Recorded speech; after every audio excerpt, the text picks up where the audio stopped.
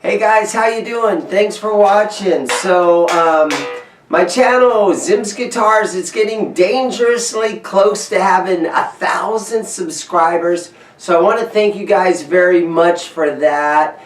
Having 1,000 subscribers is one of those thresholds that you aim for. And so I really appreciate that, guys, for watching. And you know, real quick, over the weekend I went out to Los Angeles. I was able to play at the Whiskey A Go-Go. It was a fun show. I did a video on it.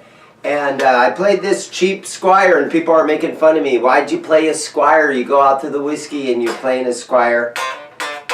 But this is my bass, so that's what I like to play. I've had other guitars that are more expensive, and I always seem to come home to this thing, so for whatever reason, this is my bass guitar. But while I was in LA, so the gig was on Saturday, and then so Saturday when I got up about 11 a.m. or noon or so, my girlfriend, she's like, Dane, I'm going to go with the other girls. We're going to go look at bikinis. We're going to maybe go to the beach or something. And so I'm like, so you mean I have the day off and I can just go like look through guitar shops or something? And she's like, yeah, do whatever you want. So there I was in Los Angeles. I had my car. I was ready to go guitar safari or hit some pawn shops.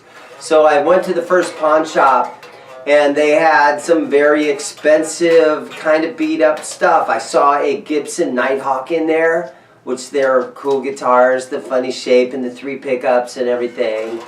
And you know, tried to make some what I thought was realistic offers, and the guy pretty much laughed at me. So I said, are there any other pawn shops close by? And he's like, yeah, right down the street. So I was going down the street, I ran into a small guitar shop. So I went inside there, and my whole thing is, hey, I want to find used guitars. And they're like, no, we're all new, but there's a place right down the street on Venice Boulevard, and it's called Time Warp Music. I went in there, I looked around for a long time. They don't open until noon, and I was rolling in at about 11:30, but I was able to hit a record store across the street. And so I went in and I looked around, and I spent a lot of time in there. A real cool guy was sitting behind the counter. And they just had stacks of old amps, and they had old Vox amps, they had old Marshall amps, and all kinds of stuff. And after a little while, you know, a lot of their stuff was priced very, very expensive. And but I did make them an offer on a Charvel where I offered them $250 for like a Charvel, like an old M1 or, you know, single pickup kind of thing.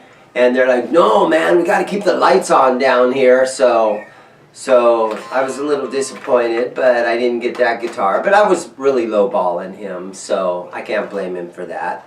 But then so I hit another one around the street, and the nice thing about them is every store that I went into, I asked them, hey, is there another shop close by? And they were like, yeah, just go to the end of the street, hang a left, it's about a mile down the road. So I was always able to go from one store to the next, and they were very friendly to say, hey, there's another one just right down the street.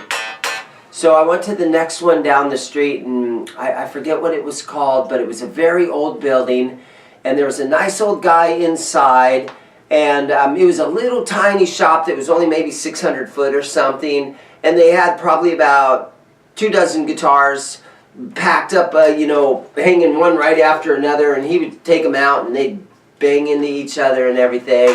They were all covered in dust and out of tune, and the guy wanted super high prices. Like, there was nothing under like $350 for like a PV Predator and stuff like that, $350. So, but I kept looking, and again, I went to, I ended up over on Santa Monica Boulevard. And I know when you're in LA and you're really close to the beach, you know, prices are going to be high. And I'm not really used to that living in Phoenix, Arizona. I get some good prices. And then after, you know, a couple more stores and seeing all these high prices, I told the one sales guy at the one store right there in Santa Monica, I was like, man, I feel sorry for the kids that don't have much money that are trying to learn how to play guitar because these prices are unbelievably high.